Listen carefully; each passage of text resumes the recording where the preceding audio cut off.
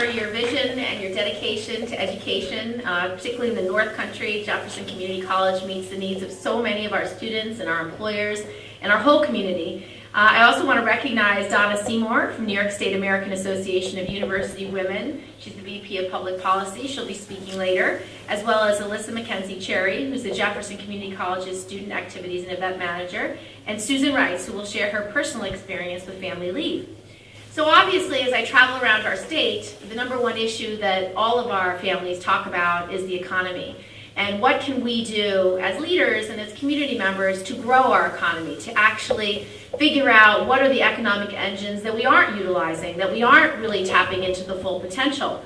And one of the issues that I feel chronically is not addressed is the fact that in New York State, 48% of our workforce are women. And today's family policies, today's workplace policies don't do that. We still have workplace policies that are stuck in the 50s, 60s, and 70s, and neither our governments nor our employers have kept up with the pace or the face of America's workforce, and that's women. So we want to look at policies where every woman who wants to be in the workforce can be in the workforce, earning a paycheck, paying into her retirement, and providing for her families. So there's one issue that's particularly troubling to me, and one that I saw firsthand in my own life, and that's the issue of paid family medical leave. When you have a baby, when you have an infant, when you have a family member who's gravely ill or dying, a parent perhaps who has Alzheimer's, every working mom knows that horrible feeling of what it feels like when you can't be in two places at once, when you literally have to choose between doing your job and providing for your loved one. And that, frankly, is a choice that I don't think America's workers should have to make. We are the only industrialized country in the world. Think about that. The only industrialized country in the world that does not have paid family medical leave. So whether it's a parent or a family member, having that flexibility at that time of urgency in your family's life, whether it's a young baby or whether it's a dying family member or a gravely ill family member, you need to be able to have that flexibility. And unfortunately for women workers, it's often they who have to off-ramp from their career. It's they who take the time off for the infant, or it's they who take the time off for the ailing parent. And it happens every single day. And when a woman has to take herself out of the workforce, what it means is she's losing out on that income, she's losing out on the ability to get promoted, she's losing out on her ability to stay on track with the experience that she's gained at that employer. And when they do, they bring home less income, they miss out on raises and promotions, and they miss out on retirement benefits. So basically, women are setting themselves behind, they risk their future success, and they actually are risking the stability of their own families. It also hurts businesses too, because the lack of paid family medical leave means that some of our most highly skilled, most well-trained workforce are being forced out of the workforce. So it hurts our businesses. And if you talk to any business who actually pays for paid family leave, they will tell you it creates enormous positive reinforcement for their employees. Those employees not only are very loyal, but they are very efficient and effective, and they're very grateful. So after their leave, they come back ready to work, and that employer doesn't need to spend the time or money training someone to replace that worker, because that worker is right back on the job as soon as she's ready. So I believe that this is something that we should fight for. I think it's when we passed unpaid leave, which is a protected leave for all workers today, 3 months protected unpaid, that was a bipartisan idea. It was Democrats, Republicans, and I think this paid leave could also be equally bipartisan. But today our unpaid leave just doesn't actually help as many workers as it should. Only 12% of workers in the U.S. actually have access to unpaid leave through their employers, and less than 40% of workers have access to personal medical leave through employer-provided temporary disability insurance. So I believe if we could pass this piece of legislation called the Family Act, we would make a difference. And it doesn't add one dime to the deficit. It's an earned benefit program. It's modeled after successful state examples. It works exactly the way Social Security does.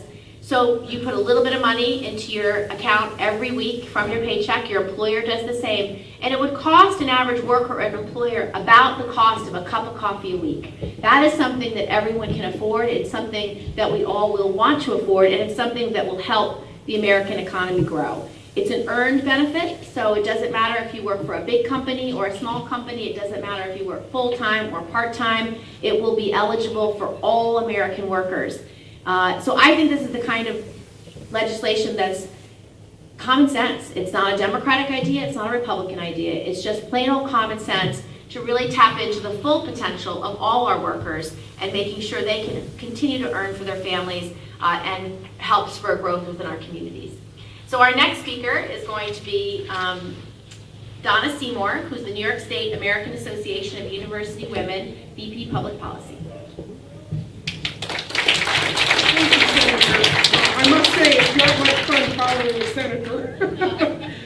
In my capacity as the Public Policy Vice President for AAUW, I spent a lot of time looking at issues like paid family leave insurance. So I can discuss the merits of legislation like this from a policy perspective. But from a personal perspective, I know how important this is because of my own family's day-to-day experience.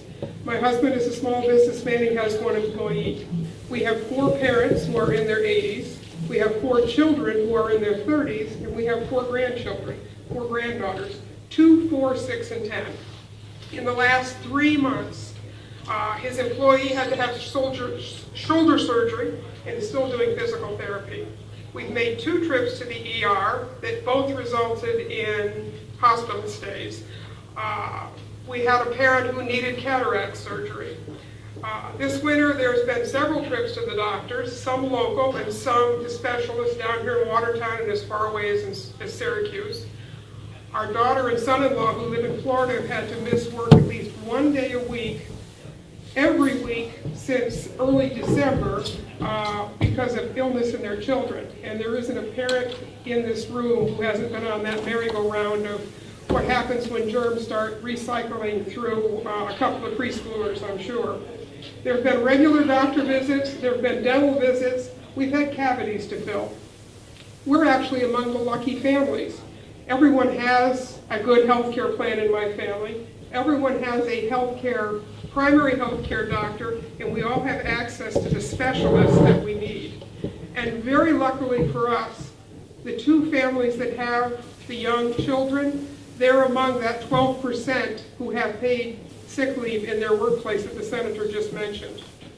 And even with all that, we still juggle to provide transportation needed to get people back and forth from the doctor or the hospital. And we depend, like everybody, on a patchwork of friends and family and extended caregivers to make sure everybody is able to be provided for. We, like everybody, hope that we don't have to be 2 places at one time because we've got family members who are sick and going in 2 different directions, and we still have to figure out how to get everything done that the normal day requires of us. And because we live in the North Country, we get the added bonuses of ice storms, blizzards, and polar vortexes, which, as we all know in the cold and flu season, just make things that much more difficult. So my family thinks that paid family leave insurance is a good idea. We think that because the fear of losing your job or your income at least comes off the table when you're sitting up all night with a 2-year-old who's been throwing up 5 times since midnight, as my daughter did a week ago. Or if you're sitting in a hospital room waiting for a doctor to come in to give you a diagnosis, as my husband was earlier this month with his mother. A paycheck for an employee. Complications from surgery. So for us, paid family leave isn't just a good idea, it's a critically good idea. We need it now. We need a version of it here in New York State, and we certainly need it at the federal level. Thank you. Thank you. Our next speaker is Alyssa McKenzie-Chery, Jefferson Community College Student Activities and Event Manager.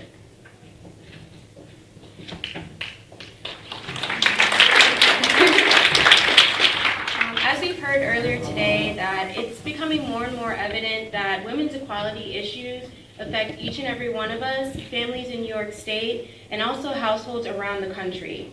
The Jefferson County chapter of the AAUW and JCC Student Government Association We want to empower our community and our student body to be informed, engaged, and active in regards to women's equality issues. That is why we are continually working towards hosting events such as this, as well as creating healthy discussion and effective action plans. In addition to today's event, the AAUW and JCC Student Government Association will be hosting a week-long Women's Empowerment and Success Series. During Women's History Month this coming March, we will be dedicating the entire week to helping students become more aware of women's equality issues, providing educational and professional resources for local area women, as well as hosting an open forum discussion and screening of the award-winning documentary Misrepresentation.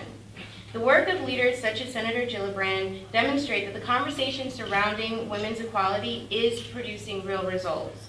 By progressing both the New York and federal level women's focused legislation into more of a modern day context, it is not just a victory for women, but also for their families and for their local communities as well. Issues such as equal pay for equal work and also the family leave insurance are not based on like a competitive battle of the sexes ideology. What it's based on is actually employee equality and also insurance that protects workers around the country. These issues will bring, or these benefits will bring more stability to the households around the country as well as here in Jefferson County as well. By creating healthy discussion combined with citizen input and voter participation, we can do our part to achieve legislative goals that will benefit Americans, both men and women alike. Thank you. Our last speaker is Sue Rice, who will share her personal experience with Family League.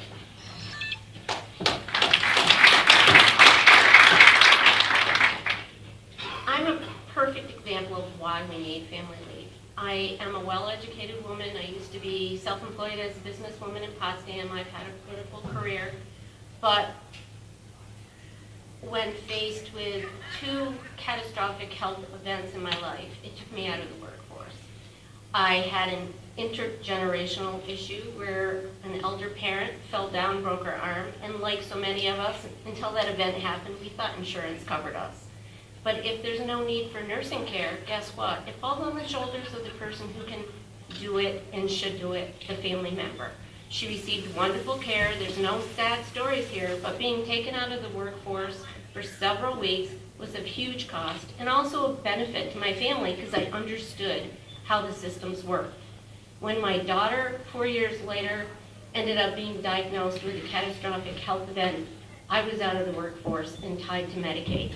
And my $50,000 master's from Clarkson University did me no good. I work now at part-time jobs earning less than $10,000 a year.